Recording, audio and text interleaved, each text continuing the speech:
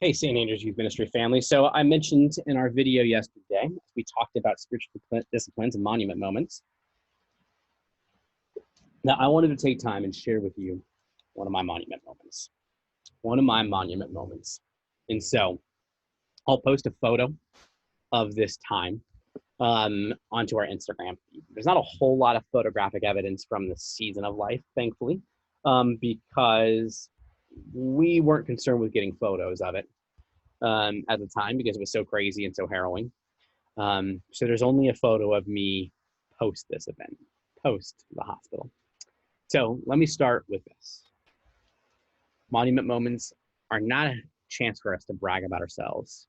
Monument moments and the stories we tell aren't a chance for us to make ourselves look good or whatever may be going through your head potentially. They're all about pointing and giving glory to Jesus and pulling others into a conversation about Jesus. I have several monument moments throughout my life I could share, but the one that I'm thinking of specifically dates back 14 years ago. And the reason why I'm thinking of this one is because 14 years ago, July 3rd, 4th, and 5th, are 3 of the days, all the same event, but over the course of those 3 days, 14 years ago, at the age of 19, while in between my freshman and sophomore year of college, I should have died.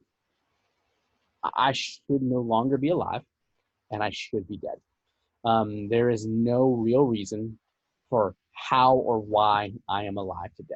It is only because of a miracle of Jesus. And so that is where my story picks up. And if I were to tell you back in high school, back in college, before all this happened, my story was pretty boring and pretty typical. You might think it would sound a lot like some of yours who grew up in the church. I never knew a time I didn't know Jesus. And so there really wasn't a whole lot of radical life transformation for me to talk about in my testimony. And I used to joke that I really wish I had a more interesting story, because I would hear all the crazy stories of people meeting Jesus who, they were drug addicts and then they met Jesus and their life just dramatically turned around and spun a 180 and went, oh, that's a powerful story. I want that story. And I used to wish that I had a more compelling story.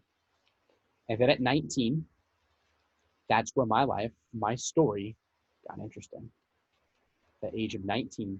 Now, a little bit of background, I was highly involved with a group at the time called Campus Crusade for Christ, also known as Crew now.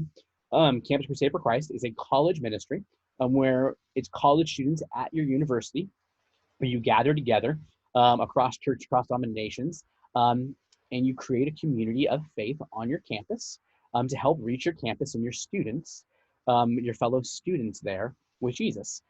It was powerful and incredible. And I can't recommend enough when you're off to college, finding a community of believers on your campus, whether it's InterVarsity, Crusade, Navigators. I mean, you need to find a community of Christians on your university one day. It is a powerful, powerful thing to do. But I was part of Campus Crusade for Christ, and they did these things called summer projects. And I was challenged to go on a summer project. Now, at the time, I was living in Orange County, California, home of the Angels baseball team, home of the Mighty Ducks, home of Disneyland, home of amazing beaches. Living in Southern California, Orange County, I got challenged to go on a summer project, and I found out there was a summer project 90 miles south of me in the wonderful, amazing city, the greatest city in the world. It's just beautiful and perfect. If you've been there, San Diego, California. Greatest city in the world. And so I decided very selfishly or unselfishly that I would suffer for Jesus and go on a 10-week-long mission trip down to the amazing city of San Diego, where you got to live on the beach for 10 weeks and work at SeaWorld. I mean, why not do that as a 19-year-old? And so that's where I felt God calling me to go. So I went. And 19-year-old Jonathon had no idea what to expect. There were 120 of us down there on this mission trip down in San Diego. I've met some incredible lifelong friends during this trip, and I had the opportunity to go back a year later to help lead this trip, which is crazy when you hear the story that happens next, that I would choose to go back to this trip. We were supposed to be there for 10 weeks working at SeaWorld, getting leadership development, leadership training, doing outreach on the beach, connecting with other guys and girls, and just growing deeper and deeper in Jesus. That was the whole point of this mission trip, and it was fantastic. While, of course, hanging out on the beach in San Diego and working at SeaWorld and hanging out with Shamu. Come on, what a win. This was before some of the scandal about SeaWorld, FYI. So don't think too much about that. But what was supposed to be 10 weeks long for me lasted 4 weeks. About halfway during that 4-week mark, all the guys had the opportunity to go down across the border into Mexico because San Diego's right on the border. And so we had the opportunity to go down into Mexico and have our men's retreat with about 60 dudes camping on the beach in Mexico. Going to be a fantastic time. It happened to be 4th of July weekend pretty much. It was like July 2nd when we went down to Mexico. And it was hotter than blazes on the beach in Mexico.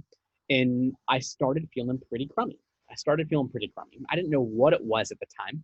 And this is one of the first crazy God stories that happened inside all of this season, inside all of this time, is we went down and we chartered a bus to take us down to the beach in Mexico.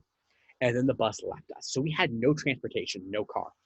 Well, in the middle of Mexico on the beach, I passed out. I was down for the count. My back was hurting. I passed out. It was hot. Our best guess at the time was we assumed maybe it was heat stroke or heat exhaustion or something. But I mean, I was in pain just hanging out in a tent, drinking as much Gatorade as I could, trying at 19 and in good shape to get to the point where I could enjoy the next 36 hours down in Mexico before the bus showed back up.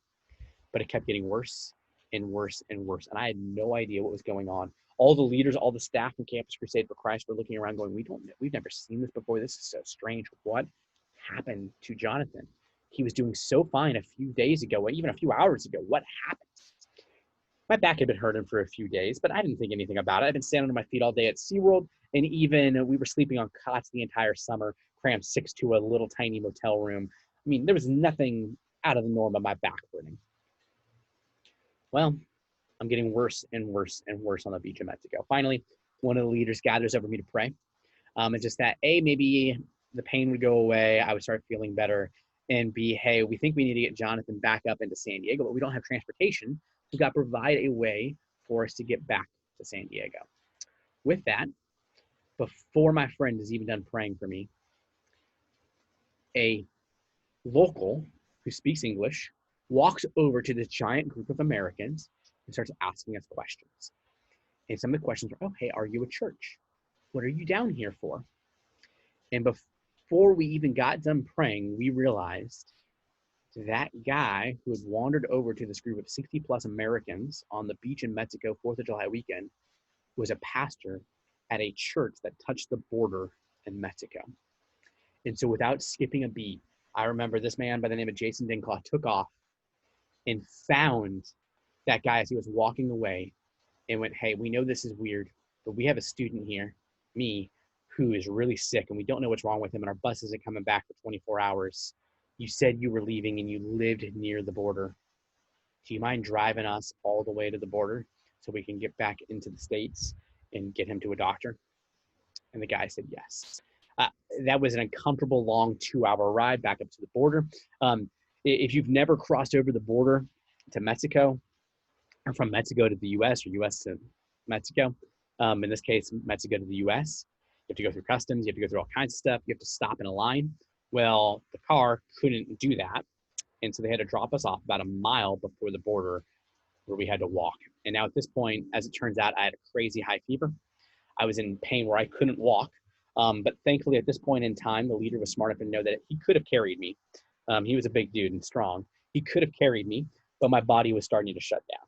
And so he forced me to walk a mile uphill because right before the border, before you get to where you have to cross the border and check in, was a giant hill in the middle of summer, forcing me to walk a hill as I'm now deathly sick. Made it back across the border, made it into one of San Diego's light rails. That was miracle number one, with that pastor peering out of nowhere and God providing a way for us to get back to San Diego. Once I got back to San Diego on a tram, taking us back to our hotel rooms, I started feeling better because I was in air conditioning, sitting down, lying down. Didn't think anything of it. Now, like I mentioned earlier, this was July 4th weekend. I went 90 miles south. So my family's still all 90 miles away in Orange County while I'm in San Diego. My parents had decided they wanted to come down and visit me. And they were going to come down on July 3rd to come and visit me. As it turns out now, That was a huge blessing. I'm telling my parents and I'm laughing as I'm talking to my parents on the phone about what's going on because a year to the day, my older brother, while I was on a mission trip in Romania, had a stomach ulcer and needed to get rushed to the hospital with emergency surgery while I was in Romania on July 3rd/4th. And so my parents had left me a voicemail that I didn't get while I was in Mexico that I finally got, kind of laughing at, hey, it's been a year since your brother's emergency surgery. Thankfully, there's nothing crazy going on this year. Hope you're having fun in Mexico. We'll talk to you when you're back up. So I pick up the phone and I laugh and I'm telling them, at this point, I'm 19. I have no idea how sick I am. I don't know what's going on. And I begin to tell them the story of what happened in Mexico. So they tell me as soon as I get back to my hotel room, check back in with them, etc. Well, apparently I never checked back in with my parents. Like I said, they were coming to visit me anyways the next day because I passed out on the middle of the floor with my hotel room door open. Apparently my parents called me all night. I didn't answer a single time.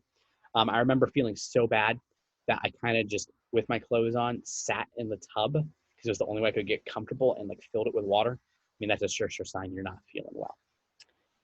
So July 3rd, my parents come up. We go to the ER in San Diego. I get a thing called a spinal tap, which is just disturbing and painful on every level possible. Don't ever get a spinal tap unless you really, really need it.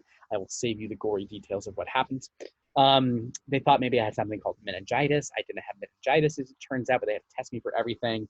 I had a crazy high fever. They gave me some antibiotics, and they told me, look, he needs to go home and rest. So my parents drove me 90 miles back up to Orange County to hang out with them at home and recover. And the plan was to go back down to the mission trip once I had recovered and I was healthy enough. At this point in time, the people, my friends on the summer project, are alert to what's going on. They're praying for me, which is great and thankful. July 4th, or the morning of July 4th, now July 3rd night, I wake up in the middle of the night with the craziest, highest fever I could ever dream of. And so my dad throws me in the back of our car, and they rush me to the hospital room at the ER. At this point in time, I had no idea what was going to happen next. If you would have told me at this point in time that, hey, Jonathan, you were about ready to enter the longest 13-day stretch of your life, I would have laughed.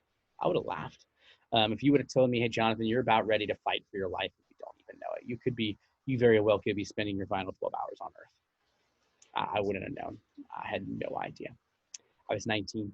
I thought I was invincible. I was in perfect shape. God had told me and asked me and challenged me to go on a mission trip all summer and serve him. So I went on that mission trip.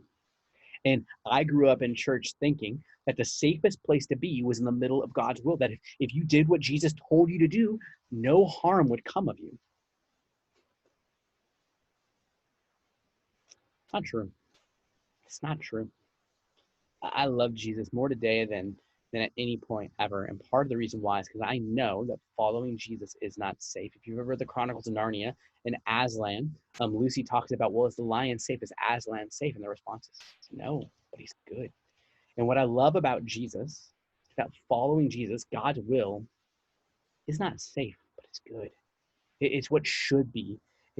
It's us getting to partner with God at work in the world. And yeah, crazy things may happen in the midst of what God is calling and asking you to do.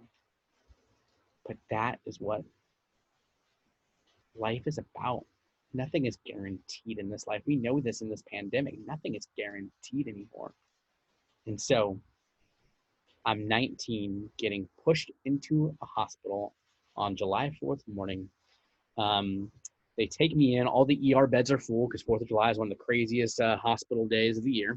And so I'm sitting in the hallway on a gurney waiting for an ER room to sign up to take me in.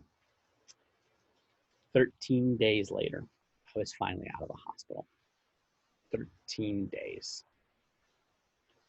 Never would have guessed it. My family never would have guessed it. A year to the day of my brother having to have emergency surgery for a stomach ulcer. I'm in the hospital at 19, dying slowly but slowly as my body shuts down. And I had no idea of this at the time. What makes this so crazy on July 4th is that when I was there, no one had any idea what was wrong with me. Not a single clue what was wrong with me. As it just so happens, miracle number 2 happened while I was in the hospital. See, in the ER, July 4th, it's a holiday. We celebrate on July 4th. Usually, if you're high enough up, you get the holiday off.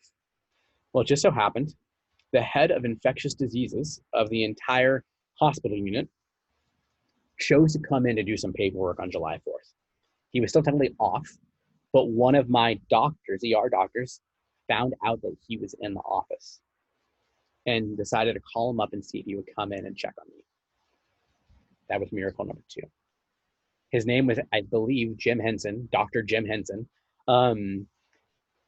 And he shouldn't have been there. He should not have been in that hospital that day. If he was not in that hospital that day, I'm probably dead. And so Dr. Jim Henson, the head of infectious disease, became the person who was my primary doctor while I was in the hospital for 13 days. It took them about a week to figure out what was wrong with me. And during the course of this first week, they truly were practicing medicine. Now, you're probably a little too young to remember this show, but you've probably seen it on reruns, hopefully, the show House. I remember my smart aleck 19-year-old Jonathon making jokes about, oh, this is just like the show House, and nurses getting mad at me for comparing this to House. But for the first week, they were truly practicing medicine on me, trying to figure out what was wrong with me and what would work, because what was happening to me, nobody had any idea. My body was shutting down, high fever, I was in shock. And every night, I remember them telling my parents, and my parents telling me this, because I don't remember a whole lot from this season, but I remember them telling my parents, we don't know what's wrong with your son. He's probably not going to make it through the night, so you need to start making arrangements and making plans. And they would pray, and my family would pray, my friends would pray, my church would pray, and next thing you knew, I made it through the night. And we would do that every night for the next several nights. During the midst of all of this, for the first week, I can count on one hand the amount of times my father has ever cried in front of me. Count on one hand. I remember thinking it was a dream, because I woke up in the middle of the night. My dad was the only one in the hospital room at this time. And I remember waking up to see my father crying over me. At that point, I'm still so out of it, I don't know how bad I actually am. But I see my father crying over me, and that was one of the moments where I realized, I don't know what's wrong with me. I'm confident, I have faith that God's going to get me through this. I mean, God asked me to go on the mission trip, so he wouldn't have done this to me if he wasn't ready to do something pretty cool. But seeing my father crying over me was one of those times where I realized, oh, how bad am I? And I'm glad the doctors weren't telling me how bad I was. They just kept telling me I needed to fight. Don't give up. Keep fighting. One night in the middle of all this, all the doctors came in again. I thought this was a dream, and hazmat suits. But didn't give my dad a hazmat suit. And then a few hours later, when they came in again, they were completely unhazmated suit. So my family still wonders to this day, at that moment in time, what did they think that I had? That they came in wearing hazmat suits when after 4 or 5 days of dealing with me, they weren't wearing hazmat suits, and then poof, hazmat suits. And then a couple hours later, no more hazmat suits. I would love to find my medical records and just wonder what they threw out as what they thought I could have contracted. Finally, after about 4 or 5 days, they realized, or they came to the theory, because of antibiotics that started working. They played a little game with antibiotics. I was on many antibiotics at one time, and I started to turn the corner. And they started working a little bit. So they had to figure out which antibiotic was working. And so they were pulling me off the antibiotic one at a time. But if they might have pulled me off the wrong antibiotic, bad stuff may have happened. So finally, they figured out what antibiotic was working on me. Miracle in itself. And they realized it came down with what I now know as Staphylococcus of the blood, a staph infection of the bloodstream. See, people can get staph infections in all kinds of places and things. And normally you get a staph infection because you have an open cut and an open wound, and it gets infected and staph gets inside of you. What I've also learned is that everybody has the staph germ on them, but it doesn't do anything to you unless your wound gets infected for the most part and it gets into your blood. Now, if it gets into a body part like a finger and a cut, that can be really bad. They might have to amputate it. But the worst type of staph infection you could get would be a staph infection of the blood, because it's literally in your bloodstream. And other than medicine, there's not a whole lot they can do. Now, it just so happened I was so lucky that not only did I have a staph infection in the blood, that once your body starts to shut down, you can go into shock. Most people usually go into a particular type of shock. I was blessed to go into two types of shock: toxic shock and septic shock. So my body was doing all kinds of fun and crazy things on these doctors that they just weren't expecting or didn't know what to do. Plus, when you usually get a staph infection, they're usually able to identify how you got that staph infection. I had no cut. I had no wound. They did x-rays of my teeth. There was no way that they could have figured out how I got a staph infection. As it turns out now, my back had been hurting for a couple of weeks, like I mentioned, a couple of days before everything hit the fan. That staph infection was that back pain that I had been feeling for a week or so, but just kept pushing through because even I would have gone to the doctor, they would have never thought to think staph infection. About a week into this, they finally figured out what is wrong with Jonathan. I was still in the hospital for another 6 days. I remember that it's a miracle that I'm alive. I know that to be true. I know the only reason why I'm alive is because God decided that he wasn't done with me yet. God decided at 19 that he wasn't done with me yet. And God has done so many things since then in my life that if he would have decided that my time at 19 was done, it would have broke my parents' heart, broke my sister's heart, my brother's heart, my family's heart, my friend's heart. It would have broke them. It would have been devastating. I can't imagine how they would have gotten through it, but I know God would have got them through it.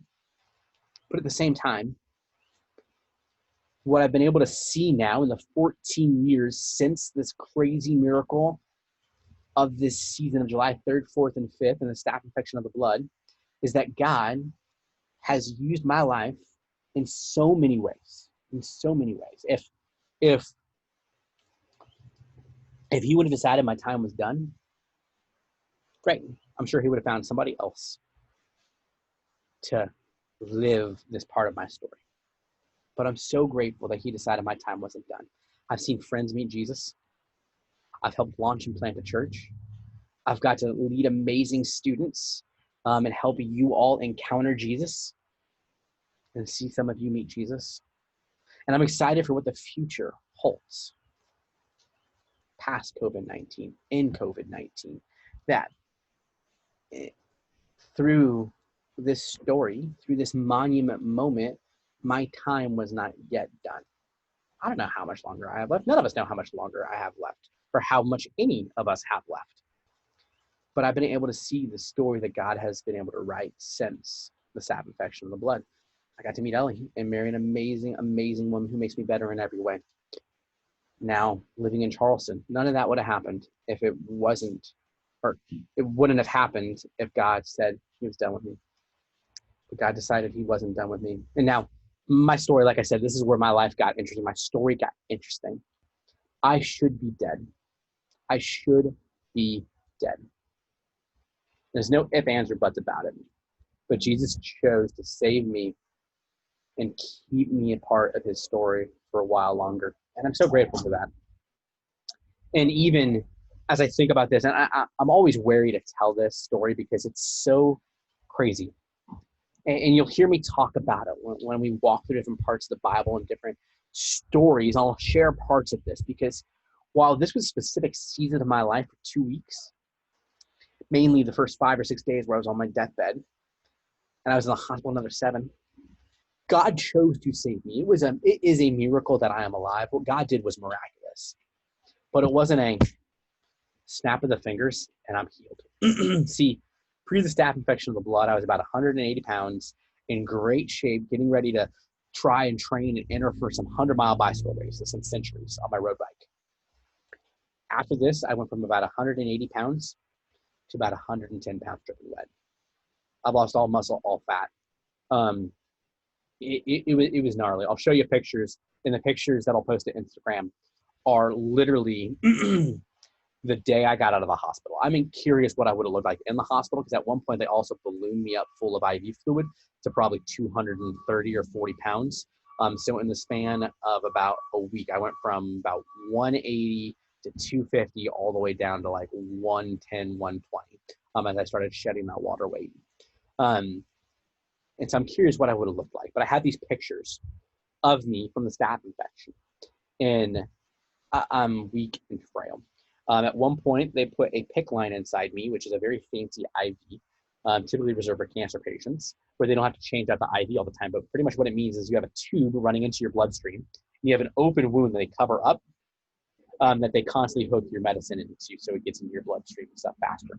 I had that with me for 6 weeks. I had to go and get it cleaned weekly. Nothing about this miracle was instantaneous, but it was a miracle, and God saved me, and God chose to use me a while longer. And my story doesn't even stop with that. See, I lost so much weight. I went from thinking I was invincible as a 19-year-old college student. I know a lot of you right now think you're invincible because you're teenagers and you're young. You get the rest of your life ahead of you, and most of that's true. But man, 19-year-old Jonathan had a shock to his system when I got so sick and they couldn't figure out how or why I got that sick. What I also wasn't ready for as a part of this miracle was the depression that I went into. See, I was 19 years old. I had no frame of reference for a near-death illness or a near-death disease and a death experience or near-death experience and what recovery looked like. They even told me, Jonathan, people who get what you get usually die, especially when they get it as bad as you get it. So we don't have a blueprint for your recovery. We don't know what it looks like. We're assuming you'll get back to 100% one day, but we don't know what that looks like. We really don't.